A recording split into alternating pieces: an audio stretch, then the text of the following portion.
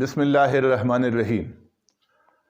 تاریخ ادب اردو کے آج کے لیکچر کا موضوع ہے دبستان لکھنؤ اور اصناف ادب۔ آج کے لیکچر میں ہم دبستان لکھنؤ کا مختلف ادبی اصناف کے حوالے سے جائزہ لیں گے اور ہم یہ دیکھیں گے کہ ادب کی کون کون سی اصناف ہیں کہ جنہیں لکھنؤ میں فروغ حاصل ہوا، جو لکھنؤ میں تخلیق ہوئیں یا جن پر دبستان لکھنؤ کے اثرات پڑے۔ تو یہاں میں آپ کو یہ بتا دوں کہ اس سے پہلے جو لیکچر ہو چکے ہیں دبستان دہلی اور دبستان لکھنؤ کے بارے میں، ان میں آپ کو دونوں دبستانوں کی خصوصیات سے آگاہ کیا گیا، دونوں دبستانوں کا پس منظر جو ہے وہ آپ کو بتایا گیا، اور مختلف موضوعات جو اس حوالے سے ہیں وہ گزشتہ لیکچرز میں آپ کو بتائے گئے ہیں۔ آج کا لیکچر اصناف کے حوالے سے ہے۔ تو اصناف میں یعنی ادب کی جو اصناف ہوتی ہیں انہیں ہم دو حصوں میں تقسیم کر سکتے ہیں، یعنی شعری اصناف اور نثری اصناف۔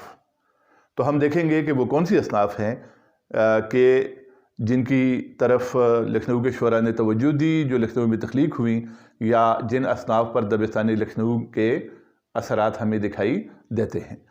تو اس میں سب سے پہلی صنف جو ہے وہ غزل ہے، یعنی یہاں سے یہاں تک ہم نے جو اصناف لکھی ہیں یہ شعری اصناف ہیں، اور یہ جو اصناف ہم نے لکھی ہیں یہ نثری اصناف ہے۔ تو سب سے پہلے ہم شعری اصناف کو لیتے ہیں، اور شعری اصناف پہ سب سے پہلی جو صنف ہمارے سامنے ہے وہ غزل ہے۔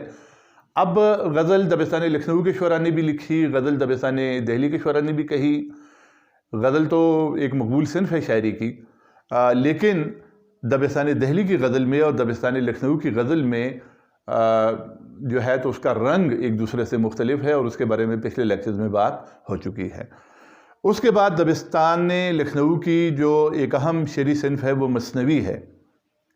لکھنؤ کے شعراء نے مثنوی کو بھی فروغ دیا، اور مثنوی کے حوالے سے ہم یہاں مثنوی گلزار نسیم کا ذکر کریں گے۔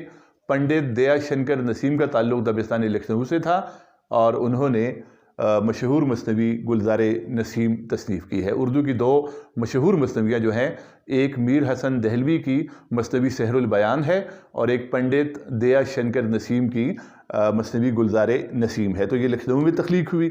اور اس کے بعد نواب مرزا خان شوق کی مثنویاں ہیں، زہر عشق ہے، بہار عشق ہے، فریب عشق ہے۔ تو ان کی یہ تین مثنویاں جو ہیں زیادہ مشہور ہیں، اور یہ بھی لکھنؤ کے شاعر تھے، اور یہ مثنویاں بھی لکھنؤ میں تخلیق ہوئیں۔ پھر مرثیے کے حوالے سے اگر ہم بات کریں تو انیس و دبیر دونوں کا تعلق لکھنؤ سے ہے یا دبستان لکھنؤ سے ہے۔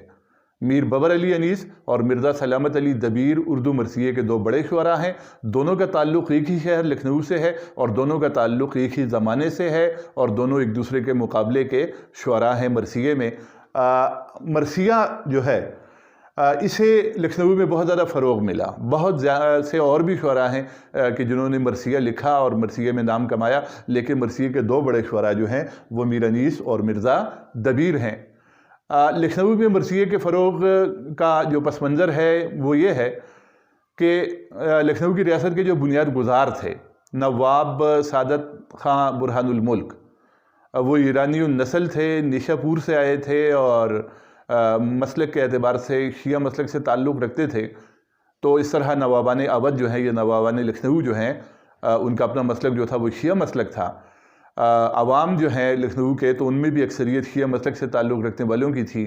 اس وجہ سے شیعہ مسلک کو بھی بہت زیادہ فروغ ملا لکھنؤ میں، اور اس حوالے سے اسی وجہ سے مرثیے کی صنف کو بھی بہت زیادہ فروغ ملا۔ مرثیہ جو ہے، مرثیہ کہنا، مرثیہ سننا، اور مجالس منعقد کرنا، اور اس میں مرثیہ خوانی کرنا، یہ جو تھا یہ لکھنؤ کے کلچر کا، یہ لکھنؤ کی ثقافت کا ایک اہم جز تھا۔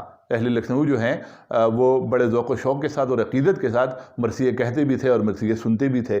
تو مرثیے کو لکھنؤ میں بہت زیادہ فروغ ملا ہے۔ اس کے بعد ایک اور صنف ہے واسوخت، یہ بھی شاعری کی صنف ہے۔ عام طور پہ شاعری میں یہ ہوتا ہے کہ شاعری میں یا تو محبوب کے حسن کو بیان کیا جاتا ہے، یا اس کے ظلم و ستم کی شکایت کی جاتی ہے، یا ہجر و فراق یا جدائی کا جو کرب ہے یا کیفیات ہیں انہیں بیان کیا جاتا ہے۔ لیکن واسوخت شاعری کی ایسی صنف ہے کہ جس میں محبوب کو اس کی کجدائی اور بے وفائی پر جلی کٹی سنائی جاتی ہیں، برا بھلا کہا جاتا ہے۔ یہ اس قسم کی صنف ہے، اور یہ صنف جو ہے اسی بھی لکھنؤ میں بہت زیادہ فروغ حاصل ہوا، اور خاص کر امانت کے واسوق جو ہیں، امانت لکھنوی کے واسوق جو ہیں، یہ زیادہ مشہور ہیں۔ پھر ایک اور صنف آتی ہے ریختی۔ ریختہ اور ریختی دو الفاظ پر آپ غور کریں۔ ریختہ جو ہے اردو زبان کو بھی کہا جاتا تھا اور اردو شاعری کو بھی کہا جاتا تھا، لیکن لکھنؤ میں ایک خاص قسم کی شاعری متعارف ہوئی جسے ریختی کا نام دیا گیا، یعنی ریختہ کے ساتھ یا تانیث لگا کر ریختی بنا دیا گیا۔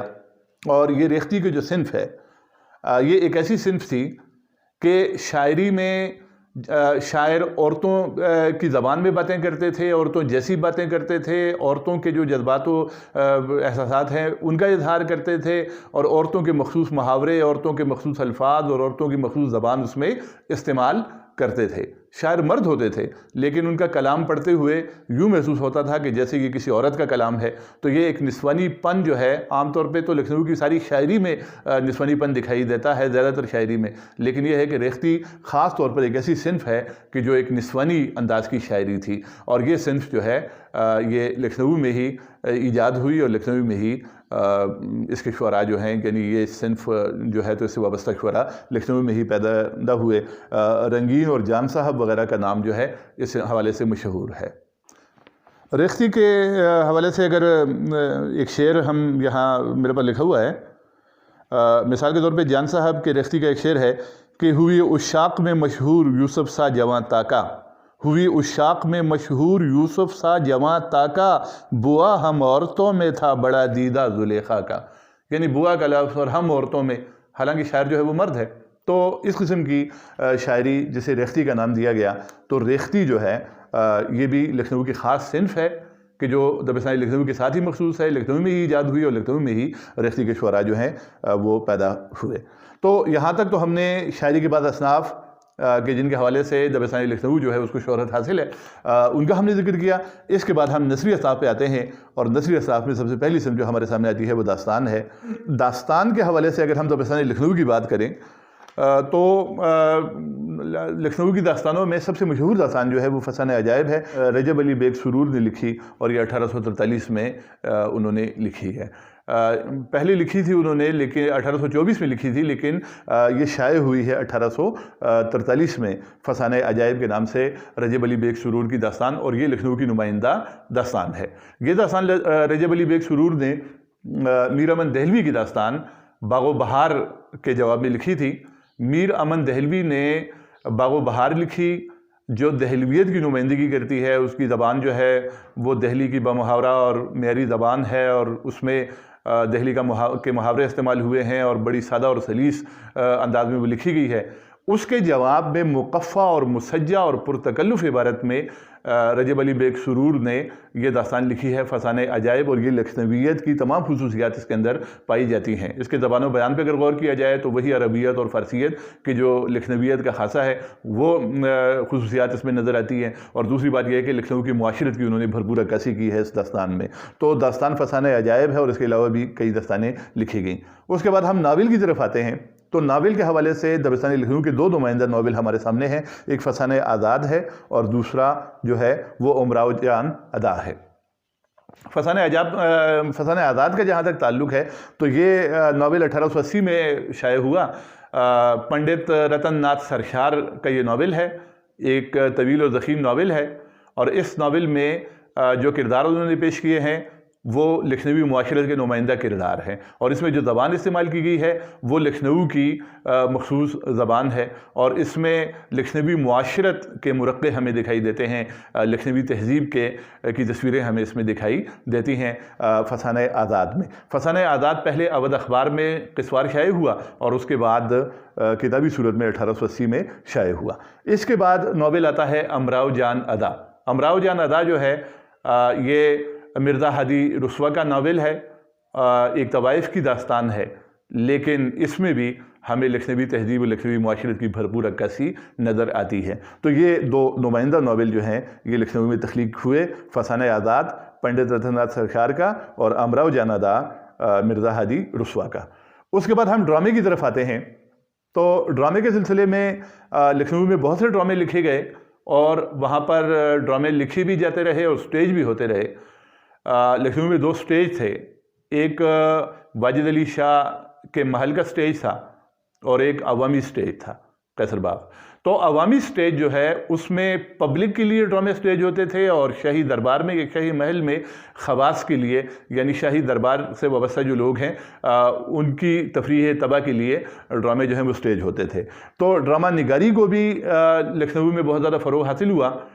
لکھنؤ کے آخری نواب واجد علی شاہ جو ہیں وہ خود ڈرامے لکھتے بھی تھے اور ڈراموں میں وہ اداکاری بھی کرتے تھے، اور اس کے علاوہ بھی کئی جو ہیں تو ادیب اس دور میں لکھنؤ میں موجود رہے اور انہوں نے ڈرامے تخلیق کیے۔ یہاں لکھنوی ڈرامے یا لکھنؤ میں تخلیق ہونے والے ڈراموں کے حوالے سے 2 ڈرامے بہت اہم ہیں، ایک رادھا اور کنیا ہے اور دوسرا اندر سبھا ہے۔ عام طور پر یہ کہا جاتا ہے کہ اندر سبھا جو ہے یہ اردو کا پہلا ڈرامہ ہے جو امانت نے لکھا، یعنی امانت لکھنوی نے لکھا، لیکن مسعود حسن رضوی ادیب نے لکھنؤ کا شاہی سٹیج، لکھنؤ کا عوامی سٹیج اور اپنے دیگر مقالات اور تصانیف میں یہ تحقیق کر کے یہ بتایا ہے کہ جو پہلا ڈرامہ ہے وہ اندر سبھا نہیں ہے بلکہ رادھا اور کنیا ہے جو واجد علی شاہ نے لکھا تھا۔ لکھنؤ کے آخری حکمران یا آخری نواب واجد علی شاہ نے رادھا اور کنیا لکھا، اور یہ 1842 میں واجد علی شاہ کے محل میں سٹیج ہوا، اور اس کے بعد جو ہے امانت نے اندر سبھا لکھا جو عوامی سٹیج پر عوام کے لیے، پبلک کے لیے 1852 میں سٹیج ہوا۔ تو اس طرح زمانی اعتبار سے رادھا اور کنیا جو ہے چونکہ یہ پہلے لکھا گیا ہے، پہلے سٹیج ہوا ہے، لہذا اسے پہلا ڈرامہ مسعود حسن رضوی ادیب نے قرار دیا ہے۔ بہرحال دبستان لکھنؤ کے یہ 2 ڈرامے جو ہیں رادھا اور کنیا، اور جو کہ واجد علی شاہ نے لکھا، اور اندر سبھا جو کہ امانت نے یا امانت لکھنوی نے لکھا، تو یہ نمائندہ ڈرامے ہیں دبستان لکھنؤ کے۔ تو گویا دبستان لکھنؤ نے شاعری کی بھی کئی اصناف جو ہیں ان کو فروغ دیا اور نثر کی بھی کئی اصناف کو فروغ دیا، جن میں داستان، ناول اور ڈرامہ کی اصناف شامل ہیں۔ اللہ حافظ۔